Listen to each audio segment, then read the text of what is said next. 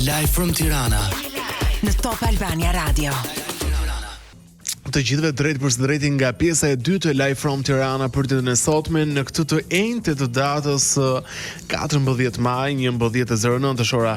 Në këto momente ju po dëgjoni Live from Tirana. Unë jam Ronaldo dhe tashmë na është bashkuar në studio miki i këtij programi, psikolog Eduard Tafa. Mirë se vjen program për të diskutuar një temë shumë interesante, kur e diskutuam bashkë në telefon, se gjithmonë temat që ne bëjmë bashkë janë shumë interesante, që më goditi si temë, duke qenë se e kam të familiarizuar nga rrjeti shoqëror, nga kjo gjenerata e re, është ky ankthi i shëndetit, kur çdo ndjesi edhe normale në shumicën e rasteve në trup, kur trupi reagon, kthehet në alert si sëmundje shqetësuese, por ndonjëherë edhe vdekje prurse.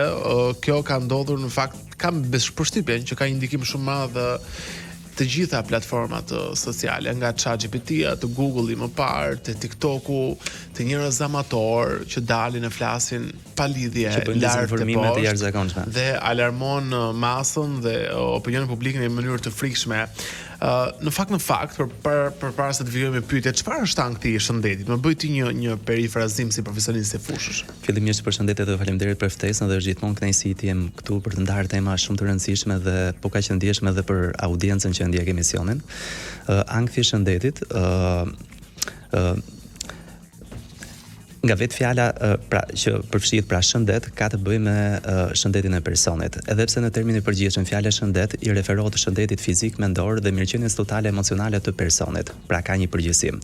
Po kur ne flasim për ankthin e shëndetit, pra në DSM-5, i cili është manuali diagnostikues i çrregullimeve të shëndetit mendor, pra ankthi i shëndetit njihet si illness anxiety disorder, pra që i referohet një personi i cili ka një shqetësim të vazhdueshëm, i cili vazhdon për një kohë shumë të gjatë, duke kërkuar sëmundje në trupin e tij. Pra një person i cili për një kohë të caktuar ka bërë analiza dhe të gjitha kontrollet e mundshme mjekësore, madje deri në nivele, po them, në rezonanca, biopsi, që janë, po themi, ato që janë format më të detajuara të një kontrolli ekzaminimi mjekësor, dhe të gjitha këto rezultate kanë dalë në nivele shumë normale ose janë të ndjekur nga simptoma tepër minimale, të cilat praktikisht nuk arrin dhe po them ta vendosin personin përballë një sëmundje apo termi mjekësor për ndjesitë që ka, por personi këtë vazhdon në mënyrë pra të pandërprer, e bërë pak në mënyrë obsesive për gjendur sëmundjen që ai mendon që ka në trupin e tij. Kjo është patologji, është sëmundje, është çrregullim i trurit, apo vjen nga gjithë sistemi në të cilin ne jetojmë sot, kjo koha moderne, kjo jeta sedentare, do të thonë nga se vjen. Kur flasim për faktorët, pra nuk kemi një faktor të vetëm, kemi një ndërthurje faktorësh, pra ose më saktë një mënyrë se si faktorët integrohen me njëri tjetrin në mënyrën se si personi zhvillohet gjatë jetës së tij. Ne mund të përmendim vetëm disa prej tyre që janë më specifik ose faktorët më klasik. Një nga faktorët më kryesorë ne kemi po them faktorin biologjik, që është predispozita e trurit. Pra ka mendoj rrezikun. Po, por kur ne flasim për predispozitën, janë disa persona të cilët kanë një temperament jashtëzakonisht shumë të ndjeshëm. Pra, ka një ndjeshmëri më të lartë se personat e tjerë. Dhe ky person e ka shumë të thjeshtë të jetë sensorial për gjërat edhe më të vogla. Pra çdo ndjesi në trupin e tij, pra ka një alarm më të shtuar. Pra, në farë mënyrë që qëndron pak gjithmonë me një dritë ndezur tek vetja e tij, pra për të patur një kontroll më të tepër dhe për të zhvilluar një siguri më të madhe në trupin e tij. Pra, është pjesa alertë që ka personi në rrethanat e tij. Së dyti ne kemi po them modelimin e mendimit. Zakonisht ka një prirje të disa personave, të cilët ne i quajmë negativiteti i bias, që është një prirje e personit për të patur një mendim shumë negativ ndaj po them rrethanave që ndodhen ti, ku kryesisht është në këtë rast ka të bëjë me trupin. Pra, një prirje për ta katastrofizuar çdo ndjesi në trupin e vet. Për ta bërë alarmante. Kemi një element tjetër që është shumë i rëndësishëm, që janë përvojat personale të individit. Pra, dhe përvojat nevojat personale mund të jenë dhe të modeluara, pra nga familja kur ka patur një person të smur, pra që ka kaluar një smundje të rëndë apo një diagnozë të rëndë mjekësore, por dhe rastet kur personi për shembull mund të jetë gjendur në disa kontrolle mjekësore, i është dashur për shembull që ti thuhet që mund të presi për pak kohë të saktuar derisa të marrë një përgjigje dhe edhe kjo është shpesh e ka futur në modalitetin e alertit. E ka futur në modalitetin gjithë kohës të qëndruarit alert, hipervigjilent, gjithkohës pak me atë lupën zëmadhuese duke parë çdo ndjesi sa do të vogël ose çdo ndryshim në trupin e tij. Pra dhe kjo është një indikator më të fortë. Pastaj kemi po them traumat të cilët ndikojnë me kalimin e kohës, të cilët personi mund të fitojë gjatë jetës në mënyrën se si do përballet me aftësitë vështiruese që ka përballë këtyre traumave. Dhe një element tjetër që është një faktor potencialisht shumë i rëndësishëm, që është faktori mirëmbajtës ose faktori që njerëzit e bëjnë nëpërmjet sjelljeve të tyre kryesisht të sigurisë. Pra, të cilët tendojnë për shembull të shtojnë vetë sigurinë e tyre gjatë gjithë kohës nëpërmjet analizave, kontrolleve, pra gjatë gjithë kohës për shembull duke pyetur dikë kam këtë simptom, sepse ankthi i shëndetit në vetvete nuk është ajo smundja. Pra në vetvete që kërkon personi. Personi kërkon gjatë gjithë kohës të jetë i shëndetshëm dhe i shëruar, por frika nga smundja bën këtë që të jetë në kërkim të këtyre arsyeve të cilët e mbajnë trupin e tij në alert. Ka një cili është ai kufi mes se të kontrollosh është kulturë, është obligim ndaj trupit që ne kemi për të bërë analiza periodike apo edhe për të shqetësuar në fund të ditës. Cili është ky kufiri mes shqetësimit normal dhe obsesionit, pra që mos të na kthehet në obsesion kjo kontrolli shpesh, vitamina të shpeshta, dëgjimi shumë podcasteve mbi shëndetin, dëgjimi çdo informacioni që vjen në internet. Tani, nëse unë duhet ta përmbledh, domethënë konkretisht, pra shikojmë intensitetin dhe frekuencën. Pra intensitetin se si personi e përjeton një ndryshim minimal në analizat e tij, pra nëse ne po flasim për një kontroll të normalizuar, pra zakonisht kemi praktikat mjekësore që mund të bëjnë analizat një herë në 6 muaj ose një herë në vit. Gjithmonë flasim për një trup të shëndetshëm. Por ndryshon ky raport tek një person që vuan nga ankthi i shëndetit, sepse person që vuan nga ankthi i shëndetit më ka ndodhur mua me pacient konkret që brenda një muaji mund të ketë bërë 30 herë EKG-n. Ose një paciente të cilin para disa muajsh e kam patur në ndjekjet e terapisë, e cila lidhej shumë ankthi i shëndetit, lidhej shumë me frikën e të paturit diabet në trup dhe pothuajse duart e saj ajo s'kishte asnjë lloj rezultati që thoshte se mund të ketë diabet. Personat me ankth shëndeti përgjithsisht për të mos absolutizuar janë gjithmonë personat më të shëndetshëm, sepse kanë një kujdes primar të jashtëzakonshëm. Por kujdesi i tepruar e bën që truri të jetë gjithmonë hipervigjilent dhe hiperaktiv në monitorimin e trupit për çdo gjë. Pra, ndjes, atëherë e rëndësishme shumë është për të thënë që janë shumë të shëndetshëm, po danko. Por pyetja ime është kjo dhe do ta elaborojmë pas një hapësirës së marketingut. Ne e dim që stresi, mendimi i tepërt si lë gjurmë, si pasoja ndonjëherë vetëm në mendime, në ankth, në shqetësime të mendjes, por edhe fizike. Dhe nëse këto persona nuk bëjnë terapi për ta neutralizuar këtë ankthin e shëndetit, çfarë pasojash mund të sjellë edhe kur nuk kanë asnjë lloj pasoje shëndetësore. Por këtë ma thuash pas reklamave. Rikthehemi sërish në program 11:20 është ora eksakte në këtë moment dhe e lam përpara se të shkëputeshim te pikërisht tek fakti që nëse nuk bëjmë të terapinë e dur, trajtimin e dur për të neutralizuar ankthin e shëndetit mbi të cilët ne po diskutojmë, cilat janë pasojat që psikologjike, që fiziologjike që mund të na lërë ky ankth shëndeti. Ajo që është e rëndësishme se mund të krijojmë një sëmundje pa e pasur asgjë. Po, mënyra interpretuese që ka personi që vuan nga ankthi i shëndetit për çdo ndjesi në trupin e tij, gjithmonë forma interpretuese është që ka një sëmundje. Pra, sepse gjithmonë kur bën kontrollet mjekësore, pra edhe pse analizat dalin në rregull, pra personi sërish vazhdon të beson që ka një sëmundje në trupin e tij. Sepse çfarë ndodh? Ndodh ai rreth i vicioz që ne themi gjithmonë. Pra, marrim po them një person që po bën disa analiza dhe kontrolle. Të gjithë analizat dalin në rregull. I jep një lloj qetësie të lehtë, të përkohshme, që mund të jetë për disa orë ose për disa ditë, por pas disa ditësh sërish trupi ka një ndjesi. Trupi është mësuar duke qëndruar gjithë kohës në alarm për të mos e toleruar këtë ndjesi. Faktikisht nuk, sepse bëhet fjalë për persona të cilët nuk e tolerojnë dot pasigurinë në trupin e tyre dhe nuk e normalizon dot një ndjesi në trup pa i dhënë një arsyetim. Dhe me njëherë interpretimi i parë që është që unë bëra kontrolle dhe analiza dhe pse kjo ndjesi duhet të jetë në trupin tim. Me njëherë tenton të bëj sërish analiza të tjera, sepse sinjalistika nga ankthit në trupin e personit, sidomos ankthi i shëndetit, pra si një lloj busulle orientuese që lëvizin në gjithë trupin. Nëse personi ka bërë një analizë për zemrën, pra ditën tjetër pra mund të ndjej pak një ndjesi, një sinjal të vogël për shemb në stomak, dhe ai me njëherë bën spostimin, thotë unë kam bërë kontrollin e zemrës, po duhet bëj edhe kontrollin e stomakut. Vazhdon pra, pikpyetja më e madhe është pse pikërisht nuk e bind analiza. Po analiza nuk e bind për arsye sepse e para në nivelin interpretues personi mendon që mos ndoshta analiza është gabim, mos ndoshta ka ngatruar analizat, mos ndoshta nuk është bërë kontrolli i duhur. I ndron klinikën. Dhe i ndron klinikën. Klinikat mund të ndrohen, por praktikisht ndjesitë e simptomat janë po në trupin e tij. Edhe në çdo vend që shkoni thon të gjithë mirë, por duke qenë se kjo ndjesi vazhdon në trupin e tij, sepse ndjesia nuk është një buton që fiket. Ndjesia ka shumë nevojë fillimisht të kuptohet, të lexohet në mënyrën e duhur. Dhe çdo ndjesi në trup, e cila nuk është një smundje, nëse lexohet në mënyrën e duhur dhe kuptohet në mënyrën e duhur, kthehet në një pasuri, kthehet në një vlerë për trupin e personit, gjë që unë do të bëj një shpjegim shumë të bukur pas pak. Tani, pse duhet I kuptojmë shumë personat e cilët vuajnë nga ankthi I shëndetit? Edhe këtu e kam referuar të gjithë miqve të tyre më të mirë ose familjarëve të tyre. Pse duhet ta kuptojmë? Njerëz të cilët në përditshmëri ka shumë në mas kanë përshtypjen që vuajnë nga ankthi I shëndetit. Pa diskutim, ankthi I shëndetit sot është më I përhapur dhe më I zgjeruari, sepse territori mbi cilin zhvillohet ankthi I shëndetit është trupi I personit.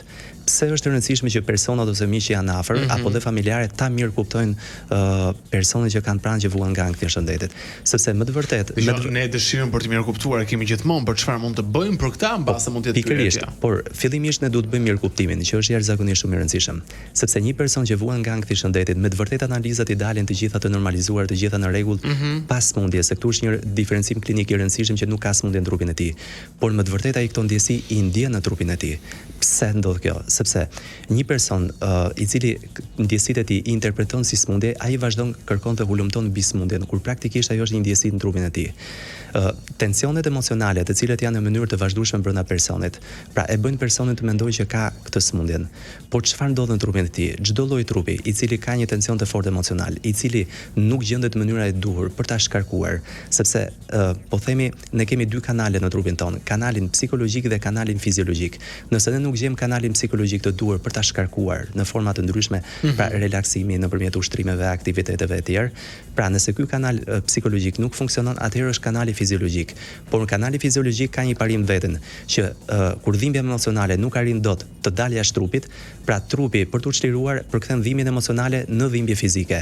Por kjo dhimbje fizike në mënyrën se si lexohet dhe interpretohet dhe jepet kuptime më pas, pra nëse interpretohet sikur është smundje, është gjithmonë në kërkim të smundjes dhe jo në kërkim të çlirimit të kësaj ndjesie, e cila mund vije si një lloj ngarkesë emocionale apo një lloj traume izoluar brenda këtij personi. Sa rol luajnë ky dezinformimi që ndodh në platforma sociale, TikTok, Instagram, Facebook, ChatGPT, ose ne e dim tani që gjithë për një shqetësim në trupin e tyre, gjëja e parë që bëjnë është konsultohen me ChatGPT. Tani ChatGPT-ja është një motor informacioni, pra ChatGPT-ja nuk është një mjek. Dhe kur shpesh futen për të kërkuar menjëherë, e para herë është një kërkim totalisht I gabuar, se kërkojnë menjëherë me simptom. Dhe zakonisht nëse ti bazohesh mbi simptomën, menjëherë ChatGPT-ja të lidh me smundjet, sepse ne atë po them sinjal brenda trupit të personit që vuan me ankth shëndeti, ne trajtojmë si ndjesi, jo si simptom. Pra, por normalisht kur dërgon mbi simptomat, pra sepse personi që futet kërkon alarm, menjëherë këtë mënyrë kërkimi e bën në mënyrë obsesive, pra lexon me orë, me ditë, me javë, lexon pambarimisht. Pse e bën këtë? Sepse ai mendon që do gjejë informacionin e saktë aty dhe ai informacion është çelësi. Praktikisht, ky mbi ngarkesë, ky bombardim me informacion e fut akoma dhe më thellë. Pse ndodh kjo? Asnjë person që kërkon në ChatGPT nuk do arrijë të çlirohet dot nga ajo që po vuan, sepse e gjithë gjendja e një personi me ankth shëndeti nuk vjen si rrjedhoj e informacionit, është perceptim emocional, është interpretim në mënyrën se si personi se të kjo duhet ndalë, mundet që personat që vuajnë nga ankthi shëndetit trupi I tyre të krijojë sinjale të rrema? të rreme, domethënë fake? Po pa diskutim që po, sepse çfarë ndodh? Me të vërtetë un prandaj e thash parë, një person i cili vuan mangë shëndeti e ndjen realisht ndjesinë në trupin e tij. Por kjo ndjesi që ai ka në trupin e tij nuk vjen si vërtet. Patjetër, pra nuk vjen si një ndjesi e cila shkaku i saj është një sëmundje organike, por shpesh herë këto ndjesi janë sinjale që burimi i tyre është me natyrë psikike, por ky dallim nuk bëhet në atë moment, sepse kemi të bëjmë me një person i cili është jashtëzakonisht në një alarm shumë të madh. Ku trupi krijon hipervigjilencë të lartë mbi trupin, krijon hiperaktivitet mendor duke menduar për çdo lloj sëmundje të mundshme që mund të ketë trupi i tij, dhe kur futet në internet pastaj e mbingarkon veten, pse krijon një probabilitet të gabuar mbi veten. Pra, futet lexon në internet për sëmundje të ndryshme, dëgjon histori të ndryshme, futet pastaj në televizion, pra mund të dëgjoj një lajm tjetër që ka të bëjë me një sëmundje potenciale, sidomos me këto që na vijnë pak edhe nga jashtë, për shembull këto hantaviruset, këto gjërat. Pra dhe normalisht truri çfarë bën këtë rast, duke u dëgjuar dhe përfshirë në gjithë këto informacione, jo se rrit mundësinë e personit për sëmundje, por rrit probabilitetin e tij mendor për ta menduar akoma dhe më tepër që në qarkullim rreth meje mund të ketë edhe një sëmundje të tillë dhe unë patjetër duhet të mbrohem. Interesante shumë kjo. Ky ankthi i shëndetit mendor mund të migrojë, pra nëse një person që vuan nga ankthi i shëndetit, jo shëndetit mendor, se nga trova. Pra një person që vuan nga ankthi i shëndetit, nëse mendon që sot ka probleme me zemrën, e kalon këtë gjën, qetësohet që nuk ka probleme me zemrën, pas një periudhe kohe mund të mendojë dhe mund të ketë ankth se ka probleme, se mund të ketë tumor, mund të ketë diabet. Po pa diskutim që po, sepse sinjalistika migron pra ky ankth. Patjetër është, prandaj të thash edhe pak më parë, është një si lloj busulle orientuese në trupin e personit, ka një navigim fizik, pra sepse terreni mbi cilin zhvillohet ankthi i shëndetit është pikërisht trupi. Dhe normalisht këto persona e kanë të vështirë ta qetësojnë veten, sepse ecin gjithmonë me sigurinë 100%. Pra i duhet siguria 100%. Nëse këtë siguri nuk e ka 100%, ai gjithmonë është në kërkim patjetër që të marrë kontrollet e duhura dhe masat mbrojtëse për të kujdesur mbi çdo gjë, mundësisht mbi detajet më minimale të mundshme. Femrat dhe meshkujt kërkojnë ndihmë tek specialistët? Të temë të prekurit, ka statistika? Statistika nuk ka eventuale, pra për ta kuptuar statistikisht meshkujt ose femrat, por mendoj që të dyja gjinit mendoj në bazë të nevojës që kanë, e kanë më të shprehur komunikimin, pastaj kërkimi ndihmës, pra ardha deri tek profesionistë e shëndetit mendor, pastaj varet pak edhe nga komponentet individual, vetjak dhe kulturor. E vërtet. Ndodhen përballë këtij fakti, po na dëgjojnë njerëz që ndodhen përballë këtij fakti, çfarë duhet të bëjnë? Shiko, cili është hapi i parë, ti marrim me radhë. Po, nëse më lejon, po i drejtohem audiencës për të bërë një metaforizim, për ta thjeshtuar për audiencën, për të kuptuar krahasimisht anktin e shëndetit dhe pra një formë tjetër për t'u dhënë një formë akoma më thjesht. Atëherë, unë po bëj një metaforizim të një personi që vuan një gjendje dashurie dhe një personi që vuan anktin e shëndetit. Okej. Një person që përjeton një gjendje dashurie, pra brenda trupit i tij ka një tërmet emocional. Pra, ne shikojmë te ky person rrajtjet e shpejtura të zemrës, kemi duart e dirësitura, shtrëngimin në stomak, kemi ethe, kemi dridhje, pra një gjendje emocionale e cila e përjeton në nivele goxha të larta.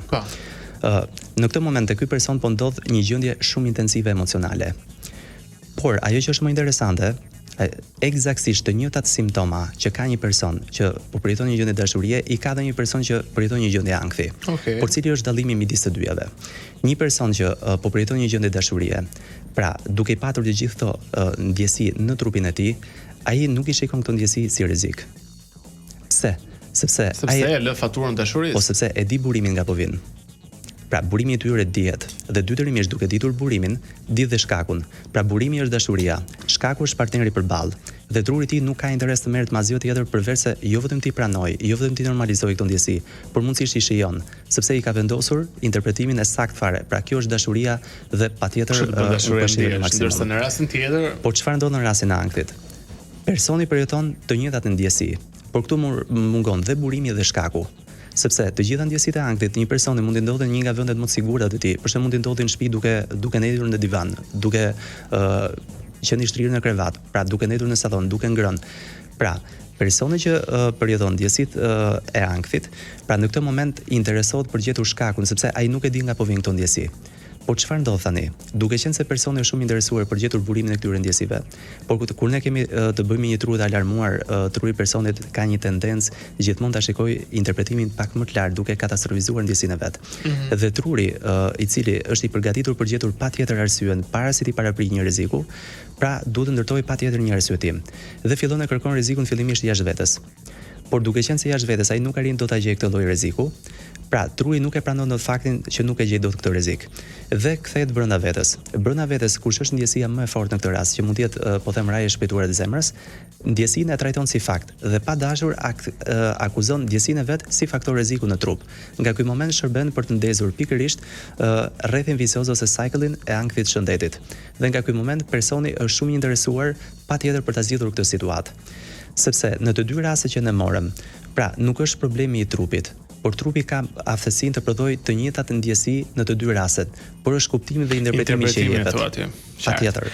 Mirë, vetëm pas një hapësire marketingu do të më rëndisësh hapa se çfarë do të bëjnë të gjithë personat që janë të prekur nga ankthi i shëndetit dhe se si mund të qetësojmë. Besoj kemi qetësuar mjaftueshëm, po edhe më shumë pas vazhdon të jetë me ne në studio, po flasim për ankthin e shëndetit, për personat që vuajnë në lidhje me çdo ndjesi her pas here të rreme që trupi jon lëshon, është shumë normale, jemi qenë të gjalla, do kemi ndonjëherë edhe rënje tensioni, po dhe rrajë të shpeshta zemre, por dhe ndonjë shenjë në trup, jo të gjitha janë determinante dhe rezultat shumë i keq i asaj që ne mendojmë, dhe kjo lidhet me ankthin e shëndetit. Kemi folur arsyet pse ndodh, çfarë përjeton një njeri me ankthin e shëndetit, por tashmë në fund të programit do të më rendisë të gjitha hapat që duhet të bëjë një person që e para njëherë e din që vuajnë nga ankthi i shëndetit pa e identifikojnë këtë lloj problemi? Identifikimi më i mirë dhe më parësor është nëse kanë patur një kontakt, po them unë, me psikologun, po deri ka ardhur psikologu, unë do rëndisja disa gjëra përpara. Po. Sepse normalisht përveç aspektit kulturor, por kur ne kemi një dhimbje fizike në trup, gjëja e parë që drejtohemi është tek mjeku, dhe kjo është një gjë shumë e mirë, se madje edhe ne profesionistëve na ndihmon shumë për të bërë një diferencim klinik ose diagnozë diferenciale në rastin kur kemi pacientin përballë që ka një ankth patologjik. Në momentin që është bërë kontrolli i parë mjekësor tek mjeku dhe ai ka përjashtuar të gjithë smundjet organike që mund të ketë patur trupi dhe analizat apo kontrollet e tjera kanë dalë të gjitha në rregull, është shumë e rëndësishme që mjeku vet, nëse kjo gjë vazhdon, pra në mënyrë persistente, pra dhe gjendja e tij vazhdon të intensifikohet, vujtja e tij vazhdon të rritet, kërkesat e tij vazhdojnë për mjekimet të jenë më të larta apo kontrollet të jenë më të larta, mjeku vet duhet hapi gjithmonë një akses për ta orientuar më një herë tek psikologu, duke qenë sot është një mundësi shumë e mirë sepse gjithë poliklinikat dhe qendrat ambulatore janë të pajisur me psikolog aty. Por ankthi i shëndetit ka këtë specifikën që personi nuk rresht së kontrolluar, sepse ai jo vetëm e mendon, por dhe beson që e ka një problem në trupin e tij. Dhe shpesh herë me gjitha kontrollet dhe analizat që përballet, ai tenton ti nënvlerësoj pak të gjitha rezultatet që dalin, sepse ecën gjithmonë me idenë që e kam ndjesinë në trup dhe kjo ndjesi mund të jetë një smundje.